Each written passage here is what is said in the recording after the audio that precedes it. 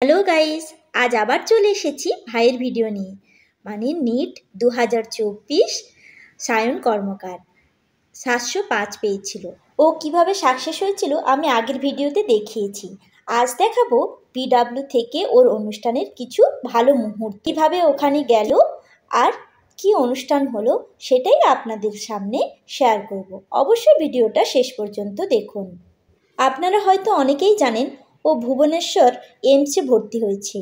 তো সেখান থেকেই ওরা দিল্লির দিকে রওনা হলো, মা বাবা সাথে ভাই।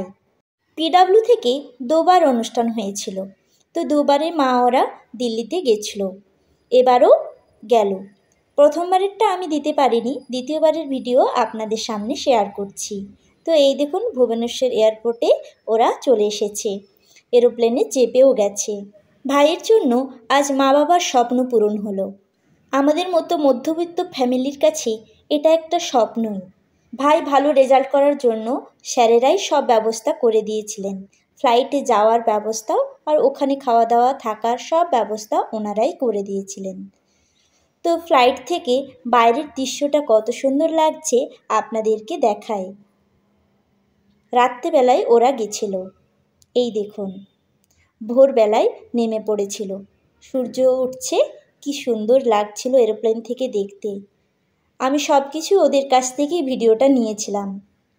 তো এই দেখুন ওরা দিল্লি এয়ারপোর্টে নেমে পড়ল, ওখান থেকে চলে গেল যেখানে ওদের অনুষ্ঠান হচ্ছিল। তো সেইখানের জায়গাটা আপনাদেরকে দেখাই। তোমরা যারা নিট নিয়ে পড়ছো, কিছু জানতে চাইছো, অবশ্যই ভাইয়ের একটা চ্যানেল আছে সায়ন কর্মকার নামে, দেখো তোমরা ওর সাথে যোগাযোগ করতেও পারবে। তো এই দেখুন পৌঁছে গেছে ওরা সেই স্থলে যেখানে অনুষ্ঠান হচ্ছিল। এই রুমেই সেই অনুষ্ঠান হচ্ছিল। তো চলুন কিছু ভালো মুহূর্ত আপনাদেরকে দেখাই।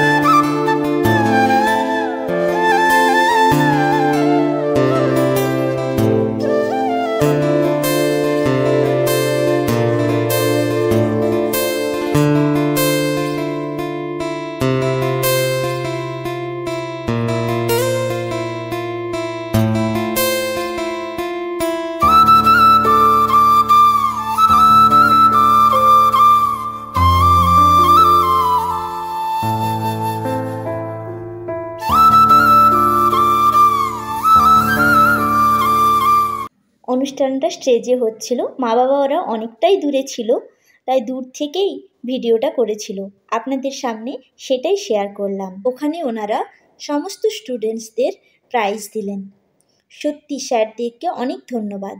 তো বন্ধুরা, ভিডিওটা ভালো লাগলে অবশ্যই লাইক কমেন্ট শেয়ার করতে ভুলবেন না।